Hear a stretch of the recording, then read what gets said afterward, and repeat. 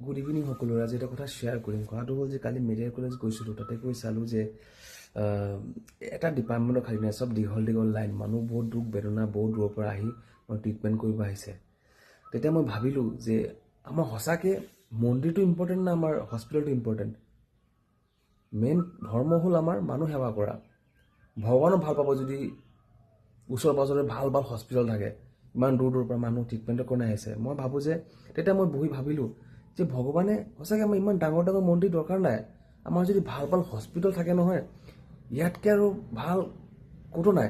তেতিয়া ভগৱানো ভাল পাব যে ইয়াতে মানুহ সেৱা হৈছে। মই কাৰো ব্লেম নকৰোঁ, কাৰণ তাতে গৈ চালোঁ যে আইতা বহি আছে, ভৰি কটা কষ্ট পাই আছে। তাক দেখি মোৰ বহুত বেয়া লাগিলে। তাক বেয়া লাগিছে, তাক সুধিলোঁ আইতা কি হৈছে, কয় ভৰি কাটিলে। সেইটো কাৰণে কৈছোঁ যে আমাক মন্দিৰতকৈ ভাল আমাৰ হস্পিটেল হ'লে ভাল, চবচে ভাল হয়, তাতেহে ভাল কামটো হ'ব। আমাৰ মেইন ধৰ্ম হ'ল মানুহ সেৱা কৰা, ৰাইট?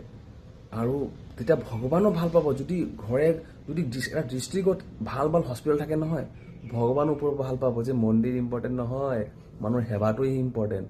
তেতিয়াহে ভাল হ'ব, জেগা ভাল হ'ব, জেগাৰ নাম হ'ব, আৰু কিবা কৰি আপুনি ভাল পাব। মোৰ হিচাপত মেইন ধৰ্ম আমাৰ হ'ল কৰ্ম, যে মানুহক আমি কি সেৱা কৰিব পাৰিছোঁ। তাতে আইতাক চাই মোৰ বেয়া লাগিছে, আইতাৰ কথাটো শুনিছোঁ, আইতা বহি আছে। তাৰপিছতে আৰু এইটোৱে মনটো বেয়া লাগিলে, আৰু এইটো কাৰণে কথাটো শ্বেয়াৰ কৰিছোঁ।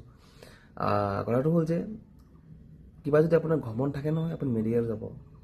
আপোনাৰ পইচাৰ ঘমন, আপোনাৰ ইগ', আপোনাৰ মোৰ এইটো আছে, এইটো লাগে, তেতিয়া আপুনি একদম বন্ধ কৰি দিব। আপুনি ক'ব যে মোৰ একো নালাগে, আৰু মোৰ ভালকৈ জীৱনটো পাৰ হ'লে হ'ল, আৰু কৰ্মটো ভাল কৰিলে হ'ল।